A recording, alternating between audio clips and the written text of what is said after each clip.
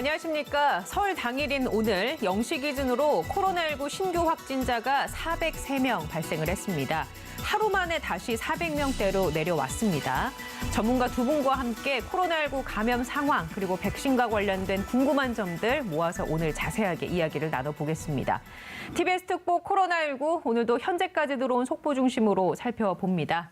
먼저 서울대우 중앙대 약학대학 교수와 함께 얘기 나눠보겠습니다. 안녕하십니까? 네, 안녕하세요. 네, 오늘 설 연휴인데도 이렇게 나와주셔서 정말 감사합니다. 영광입니다. 예, 새해 복 많이 받으시고. 예, 새해 복 많이 받으십시오. 강양구 TBS 과학전문기자와도 얘기 나눠봅니다. 반갑습니다. 네, 안녕하십니까? 네, 강 기자님은 TBS 직원이니까요. 네, 새해 복 많이 받으십시오. 예, 새해 복 많이 받으시고요. 자, 오늘 0시 기준으로 코로나19 일일 확진자 수가 403명으로 집계가 됐습니다. 어제는 500명대가 나와서 좀 걱정을 했습니다만 101명이 줄어든 수치인데요. 지역 발생이 384명, 그리고 해외 유입으로 인한 확진자는 19명입니다. 국내 발생 사례를 좀 지역별로 보면 수도권에서 299명이 나왔고요. 비수도권에서 85명이 나왔습니다. 국내 누적된 확진자는 82,837명이고요. 사망자가 11명이 늘면서 총 1,507명으로 1,500명을 넘겼습니다. 오늘 발생 상황을 제가 수치별로 좀 짚어드렸는데 내용적으로는 어떻습니까? 내용적으로 좋지가 않습니다. 어제에 비해서 오늘 100명 줄었다고 말씀하셨잖아요. 그러는데 검사 건수가 평일에 약 절반 가까이밖에 안 되는 23,000여 건의 검사가 됐습니다. 예. 그러니까 어제 500명이 나올 때는 그제 검사가 반영이 된 거거든요. 그런데 그제는 수요일이었으니까 평일입니다. 그다음에 오늘은 어저께 반영이 됐으니까 어제는 연휴 첫날이니까 휴일이라고 볼 수 있죠. 그러니까 검사 건수가 많이 줄었다는 거죠. 그러니까 첫째 하나는 착시 현상이 있을 수 있고요. 두 번째는 실제 내용보다 훨씬 저평가됐을 수 있습니다. 왜 그러냐면 양성률을 보면 어제 양성률이 1.26인데요. 오늘 검사 건수가 줄은 오늘 양성률이 1.73으로 상당히 높이 치솟았습니다. 그러니까 평일처럼 검사를 했으면은 분명히 이게 500명대가 넘게 나왔을 거예요.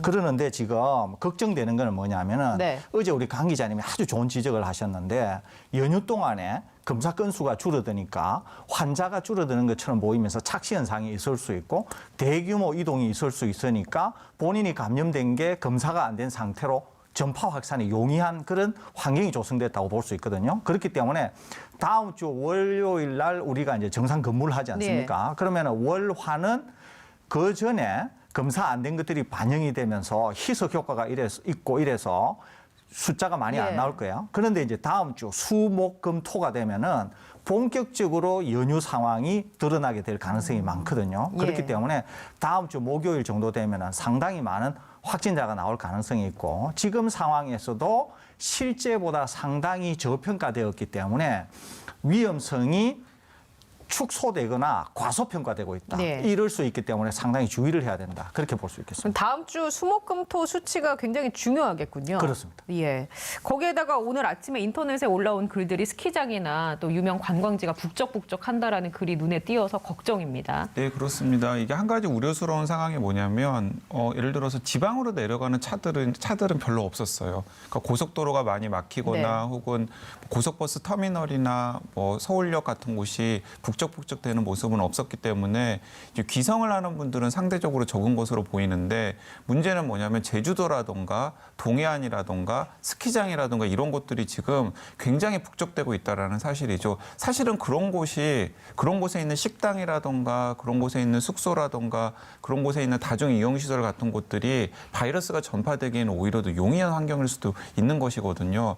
그래서 지금 수도권의 상황이 굉장히 안 좋은데 그 수도권에 고여있는 바이러스가 방금 말씀드린 그런 일들을 통해서 지역으로 확산될 가능성이 있어서 좀 걱정입니다. 왜냐하면 제주도라든가 동해안이라든가 혹은 기타 관광지 다중이용시설에서는 전국에서 모이신 분들이 접촉을 하잖아요. 그럼 수도권에 계신 분들에게 바이러스를 옮겨서 자기 지방으로 가서 또 바이러스를 다른 사람들에게 옮길 수 있는 가능성이 충분히 있는 상황이어서 연휴 이후에 좀 어떻게 될지 굉장히 걱정입니다.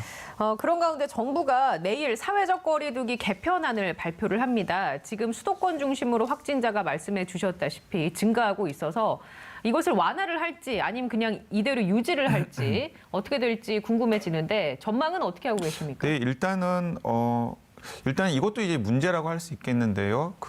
이번 주의 상황이 내일 발표되는 거리두기를 어떻게 할지에 굉장히 중요한 영향을 미칠 텐데 일단은 상황이 좋지 않은 시그널들이 계속 있었는데 연휴 국면으로 집어들면서 지금 상황을 객관적으로 평가할 수 있을 만한 데이터들이 좀 왜곡되는 효과가 분명히 있습니다. 일단 겉으로 드러나는 수치상으로는 많이 안 나와 보이는 것 같아요. 네, 그렇습니다. 한때 이제 500명대까지 나왔다가 바로 300명대로 떨어졌고 내일도 연휴 효과 때문에 적게 나올 가능성이 굉장히 크거든요. 그렇다면은 아무래도 방역 당국 입장에서는 하루 확진 환자 숫자를 중요한 변수로 생각할 수밖에 없는데 지금 가닥을 잡고 있는 곳과 이제 맞춰가지고 해야 될 텐데 계속 이제 완화하려고 하는 분위기가 있었거든요. 그래서 내일 발표될 때는 조금 완화하는 국면으로 가지 않을까 싶은데 예. 조심스럽게 전망을 해보면 이런 이야기들이 나오고 있습니다. 일단은 5인 이상 집합금지는 계속 갈 가능성이 커 보입니다. 네. 그것도 조정의 여지가 있기는 했었습니다만 지금 상황이 심상치 않은 시그널들이 분명히 있기 때문에 그리고 또 방역당국이 연말부터 했던 5인 이상 사적 모임 금지가 방역에 굉장히 긍정적인 효과가 있다. 영향을 줬다라고 내부적으로 평가하고 있기 때문에 5인 이상 사적 모임 금지는 계속 유지가 될 가능성이 크고요. 그리고 거리두기는 2.5단계에서 2단계로 내리거나 혹은 그대로 유지가 될 가능성이 큽니다. 예. 대신에 그 내용이 좀 달라질 텐데요. 이런 식으로 달라질 것 같아요. 일단 수도권 같은 경우에는 지금 식당이라던가 다중이용 시설에 시간이 9시로 제한되어 있지 않습니까? 네. 그게 비수도권처럼 연장이 될 가능성이 있어 보입니다. 그 뚜껑을 열어봐야 알겠습니다만은. 그리고 또 다른 하나는 일부 영업 제한이 풀릴 가능성도 있습니다. 그렇군요. 일부 영업 제한을 풀어주면서 방역 조치라든가 아니면은 원 스트라이크 아웃이라든가 거기서 뭔가 문제가 생겼을 때 책임을 부과하는 방식으로 네. 개편이 될 가능성이 있어 보여서 일단은 내일 안을 좀 살펴봐야 될 것으로 보입니다. 일단 불안한 상황입니다. 언제 늘어날지 모르고 또 거기에다 거리두기 개편안이 완화가 될 경우에는 지금 이 상태가 더 나빠질 가능성도 있다는 얘기인데요. 우리 정부가 주력 백신으로 결정한 아스트라제네카 백신 65세 이상에게 접종해도 된다고 세계보건기구 WHO가 권고했다라는 사실 저희가 어제 방송을 통해서 전해드렸는데 식약처의 결정은 이렇습니다. 고령자 접종은 의사의 판단에 따라서 신중히 사용하라라는 결정을 내려서 WHO와의 결정과는 조금 온도차가 있는데요. 우선 아스트라제네카 백신 효과와 관련한 기자 리포트를 먼저 보시고 이어서 얘기를 한번 나눠보겠습니다. 고령층에 대한 효과 논란을 빚은 아스트라제네카 백신. 최근 임상 시험 결과 남아프리카 공화국 변이 바이러스에 대해서도 효과가 낮은 것으로 나타났는데요. 하지만 전문가들 중에는 아스트라제네카 백신을 과소평가하기에 너무 이르다는 입장을 내놓는 사람도 있습니다. 여전히 코로나19 중등증 발현과 사망을 예방하는 데 효과적일 것이라며 백신 수급이 부족한 상황에서 안전성이 아닌 다른 이유로 백신을 폐기하는 것은 옳지 않다는 겁니다.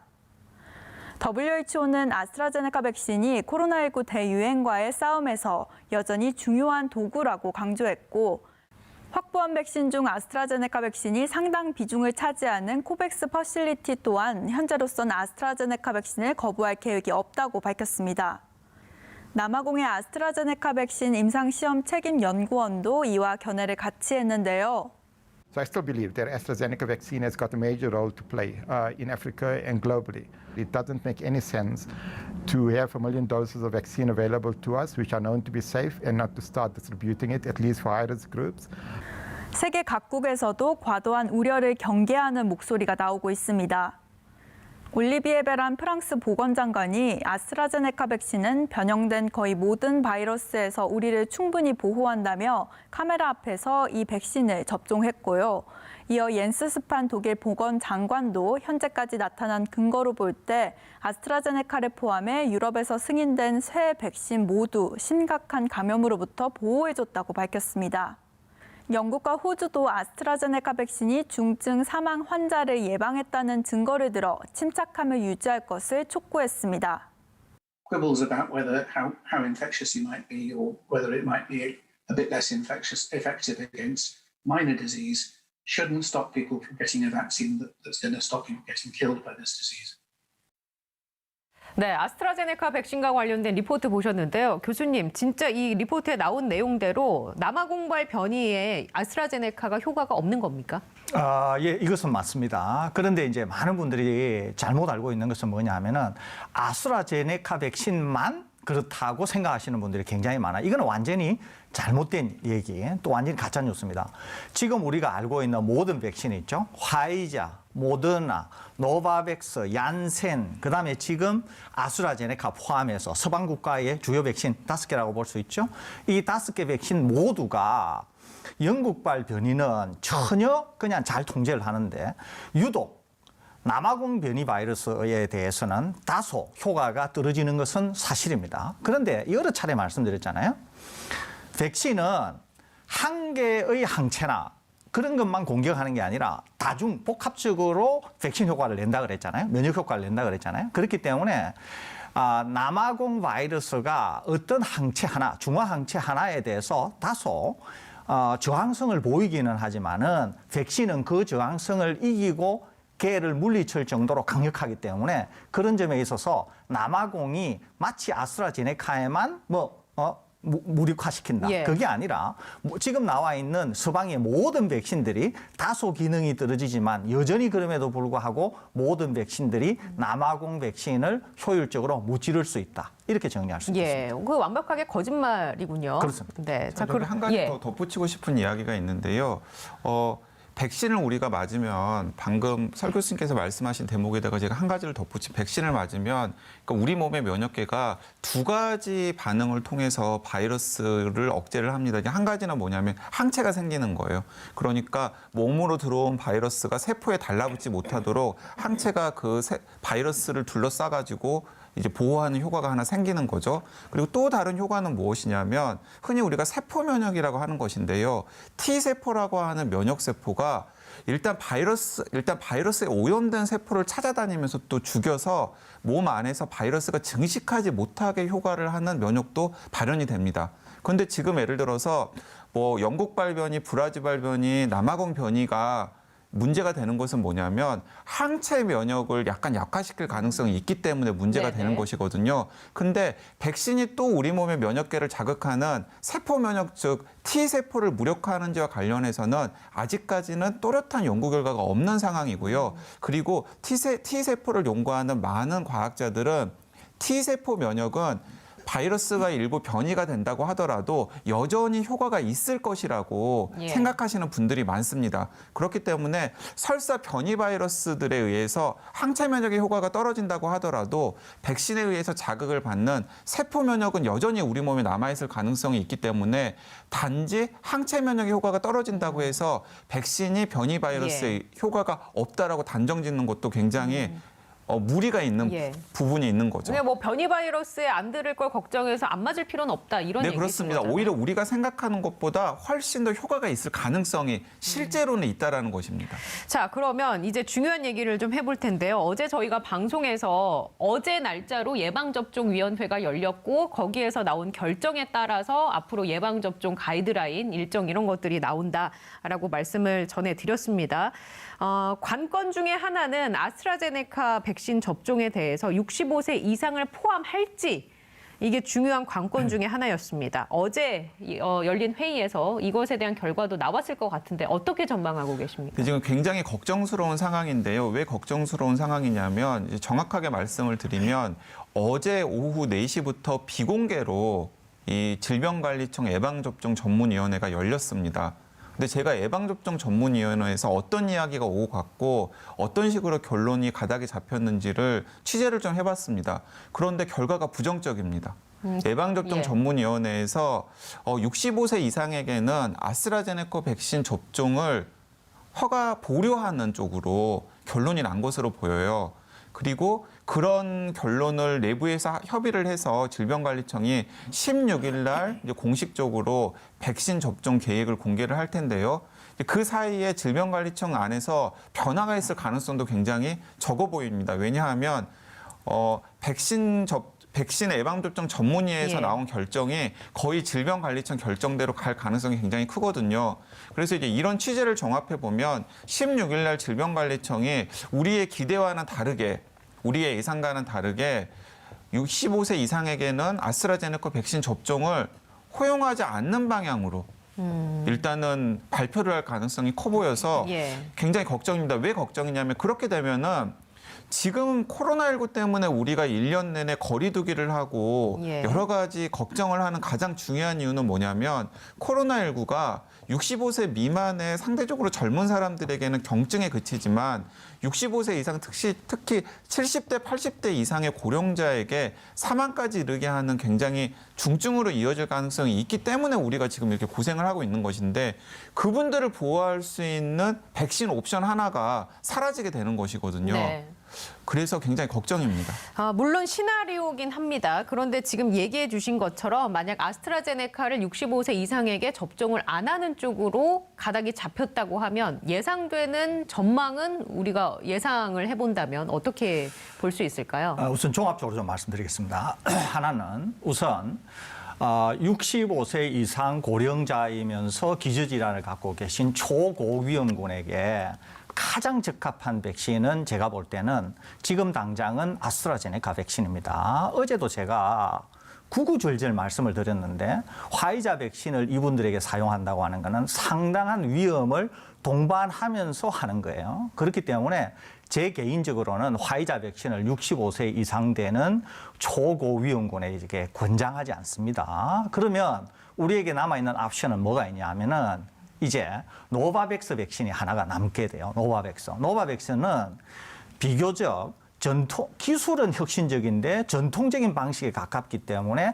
안전하면서도 효과가 뛰어나다. 그렇게 말씀드렸지 않습니까? 그런데 노바백스는 아직도 완전히 3상 임상 결과가 정리가 되어가지고 우리나라의 시판 허가나 긴급 승인 이런 것들이 아직 안 되고 있거든요. 그렇기 때문에 노바백스가 우리나라에 언제 도입이 될지를 모르고 있습니다. 그러면 우리나라의 코로나19와 관련해서 상황은 어떠느냐. 자, 사망자는 일단 70대, 80대 되는 분으로부터 나오고 있어요. 그다음에 이분들의 감염이나 이분들의 사망으로 인해서 의료 체계에 상당한 부담을 주고 있다는 거죠. 그러니까 백신을 통해서 1차적으로 보호해야 되는 대상군이 누구냐 하면은 65세 이상이 되는 요양원이나 요양병원 또는 어르신들이 지금 대상이라는 거죠. 그런데 지금 백신이 이렇게 지금 진행이 되고 있는 걸 보면 그분들은 오히려 후순위로 밀려 있고 직접적인 당사자가 아닌 사람들에게 백신이 먼저 접종이 되려고 하는 이런 지금 이상한 구조로 가고 있다는 거죠. 그래서 저는 우선 지금 언론을 통해서 질병청의 백신 전문위원회가 어떤 결정을 했는지 정확히 모르기 때문에 제가 예단은 할 수 없습니다만은 제가 바라는 바는 뭐냐 하면은 65세 이상 우리가 생각하는 초고위험군에게 있어서 가장 적합한 백신은 오히려 아스트라제네카 백신일 수 있고 그것은 지금 안동 SK바이오사이언스 공장에 있기 때문에 우리 손에 있다는 거예요. 그래서 우리가 어떤 결정을 하게 되면은 가장 신속하게 사용하면서 가장 위험군에게 가장 적절하게 가장 안전하게 투약할 수 있는 그런 백신이기 때문에 만일에 제가 말씀드리는 방식으로 결정이 안 된다고 하면 저는 이 방송을 통해서 재고하시라 이렇게 권고를 드립니다. 예. 그리고 이제 심각한 문제는 뭐냐면은 그 방금 설 교수님께서 노바백스 백신이 언제 들어올지 모른다라고 말씀을 하셨는데 노바백스 백신뿐만이 아니에요.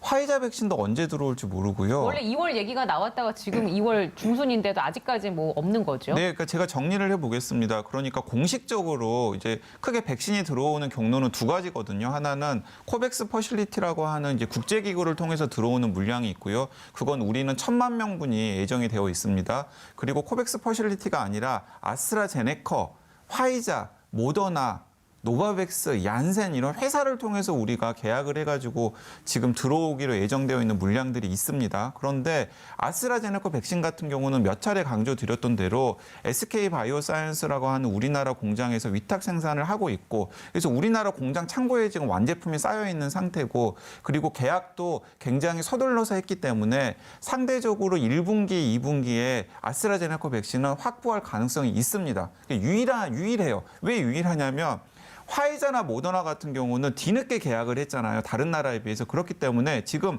먼저 계약을 한 나라들도 물량 확보를 못하고 있는 상황이에요. 그래서 아무리 우리가 용을 쓴다고 하더라도 화이자, 모더나 백신은 정부 계획대로라면은 뭐 2, 4분기에 들어온다라고 이야기를 하고 있지만은 늦춰져서 하반기 이후, 그러니까 7월 이후에나 들어올 가능성이 큽니다. 그러니까 6월까지는 화이자, 모더나 백신은 기대를 안 해야 되는 거예요. 예. 그러면 이제 얀센 백신이나 노바백스 백신이 남는데 얀센 백신이나 노바백스 백신은 화이자나 모더나, 아스트라제네카보다 개발이 뒤쳐져 가지고 지금 3상 임상 시험 결과를 정리하고 허가 절차를 진행 중인 백신입니다.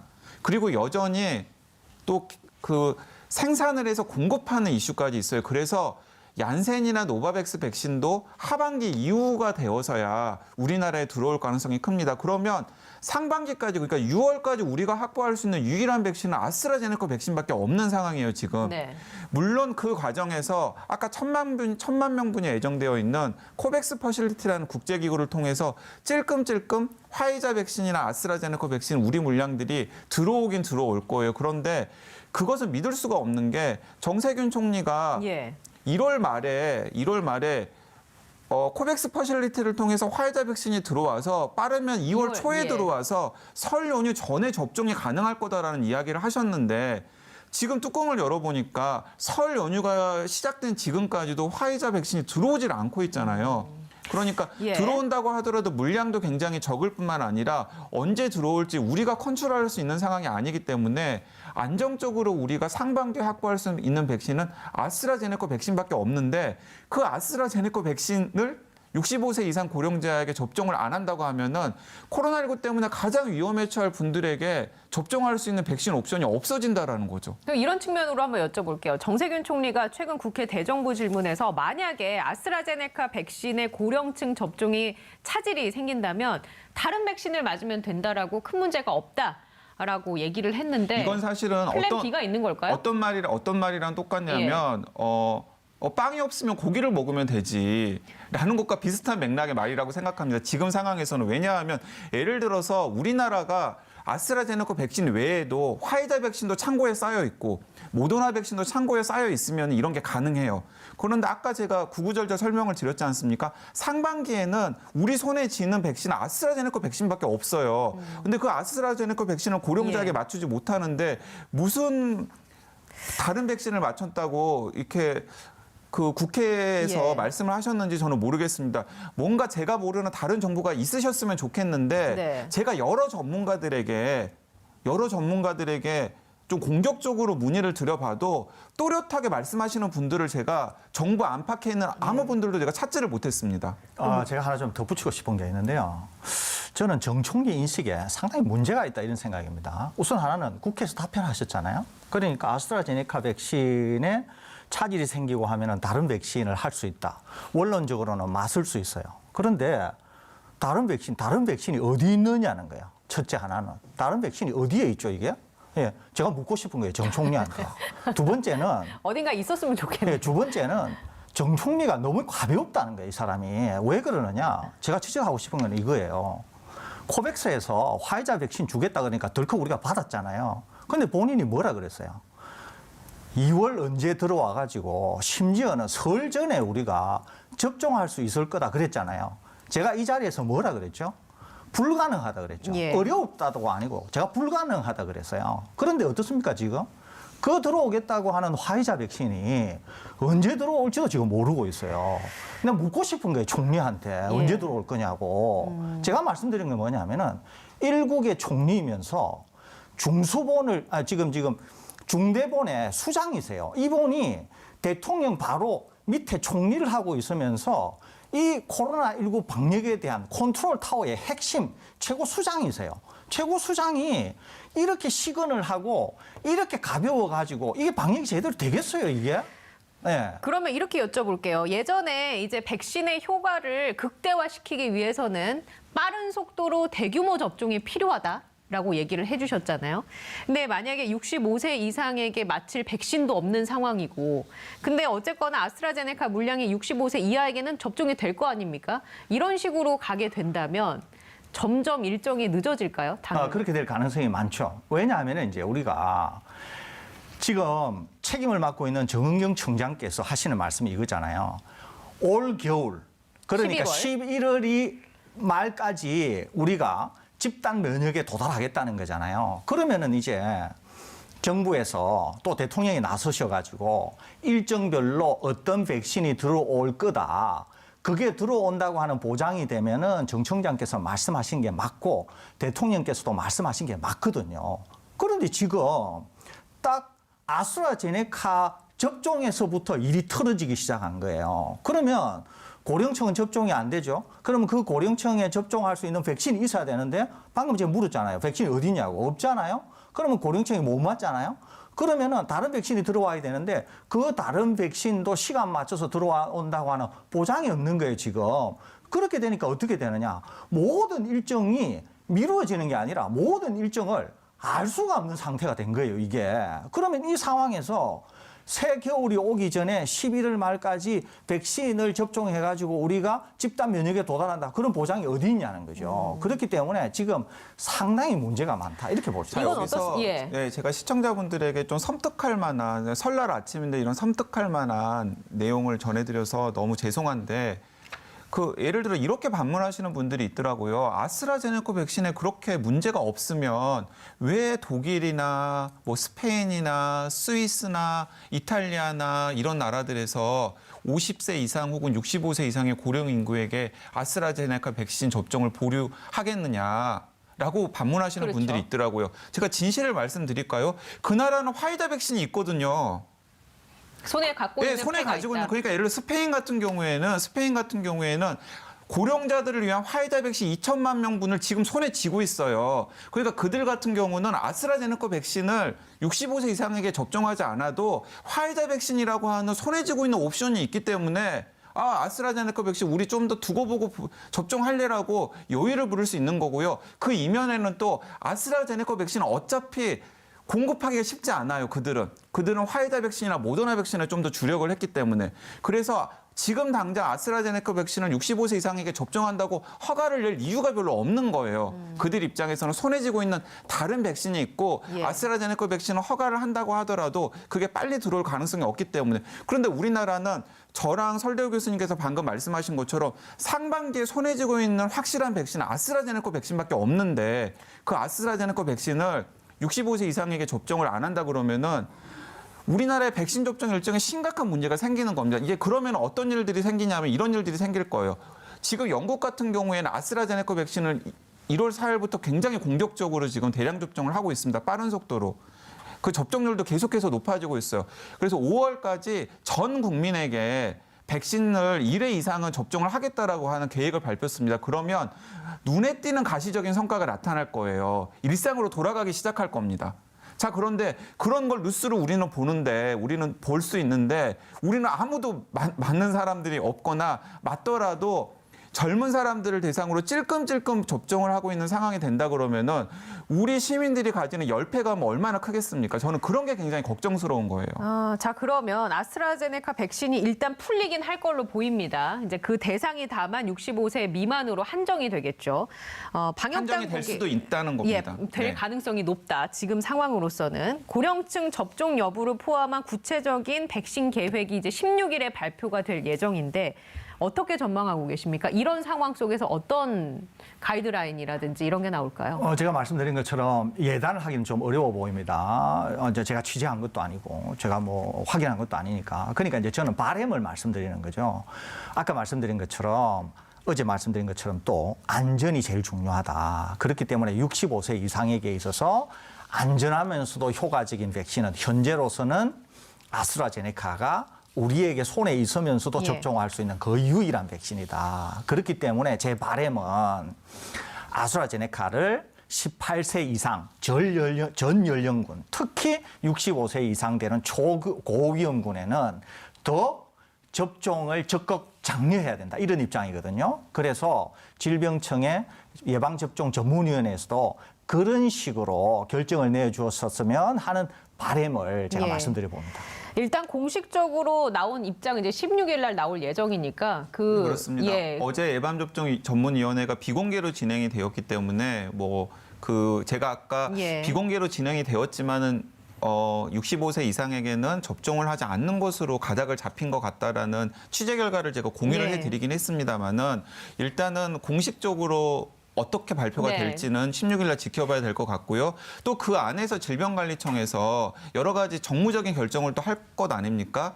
그래서 16일 날 이제 제 마음 같아서는 설 교수님 말씀처럼 18세 이상 전 연령층에게 아스트라제네카 백신 접종이 허용이 되기를 희망을 하고요. 예. 특히 65세 이상의 고령 인구에게 먼저 접종이 시작되어야 된다라는 거 강조를 드리고 싶습니다. 네. 또 이렇게 반문하시는 분들도 있더라고요. 설사 65세 이상에게 접종이 안 된다 그러면 그 밑에 연령층들에게 젊은 사람들에게 먼저 접종하면 되지 않느냐라고 말씀하시는 분들이 있는데 이런 시나리오면 가능해요. 예를 들어서 아스트라제네카 백신을 우리나라가 1,000만 명분이 아니라 2천만 명분, 3천만 명분을 확보를 해서 그런 게 지금 거의 이용할 모든 수 있는 국민이 아스트라제네카를 이용할 맞을 수 있는 여지가 예. 가능하다면은 65세 이상 고령층을 제외하더라도 그런 젊은 사람들에게 한 달이나 두 달 이내에 굉장히 빠른 속도로 접종을 한다 그러면은 네. 이제 젊은 사람들이 어느 정도 집단 면역이 형성되어 있을 테니까 고령층들을 보호하는 효과가 생기겠죠. 그런데 문제는 아스트라제네카 백신마저도 1분기, 2분기, 3분기에 걸쳐서 조금씩 나눠서 공급될 가능성이 높다라는 겁니다. 대량으로 한꺼번에 온 국민을 그러니까 65세 이상은 아니지만 나머지 국민을 맞힐 만한 양은 충분하지 않을 수 충분하지 있다. 않다라는 겁니다. 네. 그러면 우리 정부 백신 접종 목표가 국민의 70%지 않습니까? 예, 일단은 그 단기적으로는 그렇습니다. 예. 근데 이제 궁금증은 100%가 아니라 70%인 이유가 있습니까? 그러니까 70%만 맞아도 집단 면역이 충분히 형성될 수 있을까요? 이제 꼭 그렇다고는 볼 수는 없습니다. 네. 왜냐하면은 백신 효능이 예를 들면은 백신 효능이 맞기만 하면은 100%다 확실하다. 이러면은 전체 국민의 70% 정도만 맞아도 집단 면역에 도달할 수가 있죠. 그런데 이제 백신을 맞는다고 해서 감염이 안 되거나 전파 위험이 없는 것도 아니고 사람마다 다를 수 있잖아요. 그러니까 이제 좀 100% 다 맞으면 좋은데. 예. 정해진 기간 동안에 100%를 다 맞추기에는 현실적으로 어려우니까 그러면 최소 한도가 어디냐는 거예요. 그래서 최소 한도로 일단 예. 국민의 70% 정도를 생각해 두고 그러니까 70% 이상은 접종을 해야 된다. 이런 생각을 갖고 있는 거죠. 그래서 단기적인 최소의 목표가 70%다. 이렇게 이해하는 것이 좀 더 합리적이라고 생각이 됩니다. 그 백신에 대한 국민들의 인식을 조사한 결과가 있었는데 보니까 이제 백신에 대해서 좀 신중하게 접근하는 목소리도 있습니다. 아무래도 개발이 된 지 몇 년 되지도 않은 보통 백신 개발하면 한 10년 정도 걸린다고 그렇습니다. 하는데 이렇게 짧은 시간 안에 백신이 나와서 안전한 건지 아닌지 모르겠다라고 생각하시는 분들이 계시거든요. 어떻게 보세요? 기본적으로 우리가 좀 살펴봐야 될 건 있습니다. 그러니까 언제나 위험 대비 편익 요인 이렇게 볼 수 있거든요. 자, 아스트라제네카는 우선 강력한 알레르기 병력이 있는 사람한테는 접종을 권하지 않습니다. 또 하나는 고령이면서 상당한 기저질환을 갖고 계신 분도 상당한 주의를 기울이면서 접종해야 될 백신이 화이자 백신이에요. 그러니까 모더나 백신도 이와 유사하다고 볼 수 있죠. 그러니까 오히려 화이자나 모더나 백신은 어떤 분에게 적합할 수 있냐면은 건강하고 젊은 분들한테는 적합할 수가 있어요. 대신 이분들 중에서도 강력한 알레르기 병력이 있는 분들은 좀 피하는 게 좋겠죠. 아무래도 다른 백신이 적합하겠죠. 그러니까 그걸 전체적으로 얘기하다 보면은 화이자나 모더나는 65세 이하면서 건강하고 젊은 분들이 맞으면 네.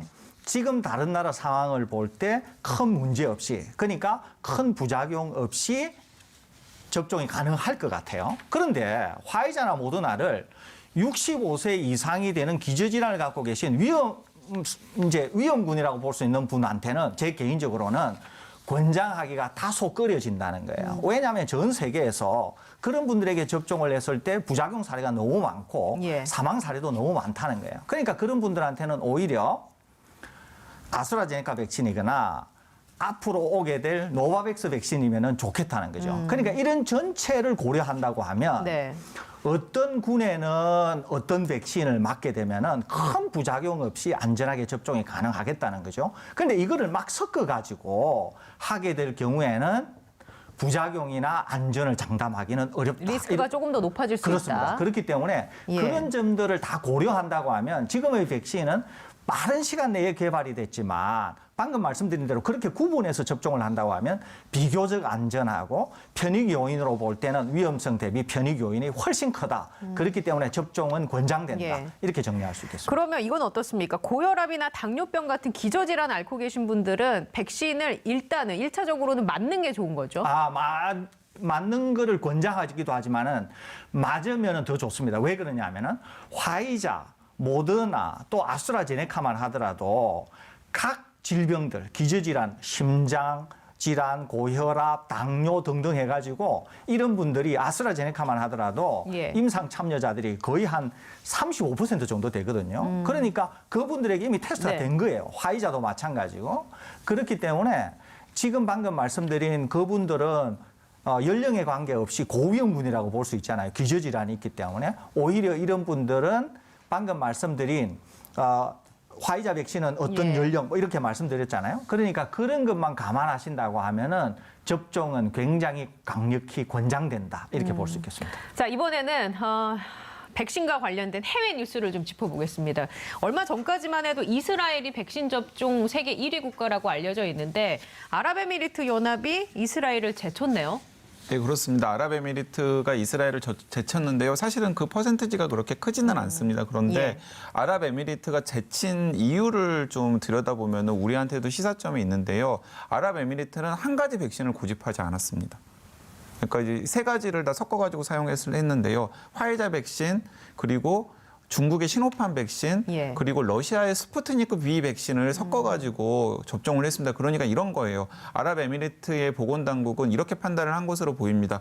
어떤 백신이냐가 중요한 것이 아니라 우리가 확보한 물량을 최대한 빠른 시간 안에 집중적으로 접종을 하는 것이 그 나라의 집단 면역을 위해서 도움이 된다라고 판단을 한 것으로 보입니다. 거기에다가 이제 아랍에미레이트는 아무래도 이제 서방의 나라들에 비해서는 국가가 무엇인가를 주도하면은 네. 좀 따라갈 수 있는 그런 시스템도 가지고 있지 않습니까? 이제 그런 것들이 이제 맞물려 가지고 정부가 공격적으로 여러 가지 종류의 백신을 확보를 했고 그렇게 확보한 백신을 공격적으로 빠르게 시민들에게 투여를 했을 때 예. 이제 이스라엘처럼 굉장히 높은 백신 접종률 수치가 나온 것으로 보입니다. 저희가 사실 설날이고 해서 백신과 관련된 여러 가지 질문을 준비를 했는데 시간 관계상 다 못 다룰 것 같고 또 이제 다음 주에 계속 다뤄야 할 것 같은데요. 끝으로 이거 하나만 짚어보고 넘어갈게요. 우리 정부가 국산으로 처음으로 승인받은 셀트리온사의 항체 치료제 효능 평가 결과를 발표를 했는데 긍정적으로 나온 것 같습니다. 어떻습니까, 교수님? 저는 긍정적이라고 봅니다. 일부 언론에서 남아공 변이에 대해서 효과가 떨어진다, 거의 효과가 없다. 그럴 수 있습니다. 그럼에도 불구하고 제가 여러 번 말씀드렸죠. 중요한 것은 뭐냐면은 남아공 변이가 주류가 돼야 된다는 거예요. 그러니까 우리나라에서는 남아공 변이 주류가 되기가 굉장히 어렵다 그랬잖아요. 그러니까 예. 우리나라에서 셀트리온의 항체 치료제는 굉장히 널리 사용이 될 수 있을 것 같고요. 전 세계를 보더라도 바이러스가 통제가 안 돼가지고 남아공 변이가 주류인 나라에서는 다소 소위 말해서 세일즈의 타격을 받겠지만 그게 아니라 주류가 아닌 나라에서는 여전히 이 셀트리온 항체 치료제는 널리 사용이 될 수 있기 때문에 그런 점에서 괜찮다 이렇게 볼 수 있고 또 하나는 사실은 제가 고백합니다만은 한 6, 7개월 전에 제가 이제 셀트리온의 항체 치료제 개발과 관련해서 기술 자문을 한 적이 있습니다. 굉장히 심층적으로. 그때 제가 이미 칵테일로 개발하기를 권고를 했었어요. 왜냐하면은 한 개의 항체가 작동하지 못하면 다른 항체가 작동하는 게 좋겠다 이랬는데 개발상 또 임상시험이라고 하는 게 복합적이면은 결과를 내기가 좀 어렵습니다. 이것 때문에 어쩔 수 없이 하나로 먼저 개발을 했어요. 그래서 좋은 결과를 냈는데 이제 남아공 변이가 다소 이제 이 레키노라주가 작동을 잘 안 하니까 이미 개발해 놓은 것을 이렇게 칵테일 형태로 예. 섞어서 이미 결과가 부분적으로 나왔거든요. 효과가 좋은 걸로. 그렇기 때문에 이것은 칵테일로 한 다음에 신속하게 임상시험을 거치면은 또 새로운 형태의 치료제가 될 수 있으니까 그런 점에서 저는 상당히 긍정적이다 이렇게 보고 있습니다. 알겠습니다. 자, 두 분과는 여기서 인사 나누겠습니다. 설 명절 안전하고 건강하게 보내시기 바랍니다. 시청해 주신 여러분 고맙습니다.